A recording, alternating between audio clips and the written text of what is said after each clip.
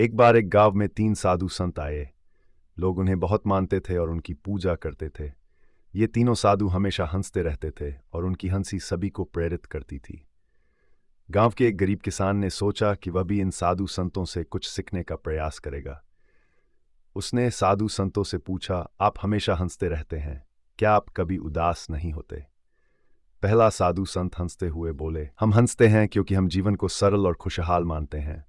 जब तुम किसी भी परिस्थिति में खुश रह सकते हो तो क्यों न हंसो।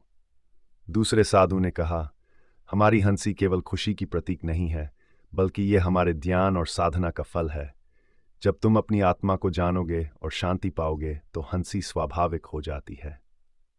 तीसरे साधु ने कहा, हमारी हंसी इस बात का प्रतीक है कि हमने जीवन के दुखों और परेशानियों को स्वीकार कर लिया है। हम जानते हैं कि समस्याएं अस्थायी हैं और उनका कोई स्थायी प्रभाव नहीं है। किसान ने सोचा और फिर अपने जीवन में इन शिक्षाओं को अपनाने का निर्णय लिया। उसने अपने दुखों और परेशानियों को एक नई दृष्टि से देखना शुरू किया। धीरे धीरे वह भी खुश रहने लगा और उसकी जिंदगी में सकारात्मक परिवर्तन आया।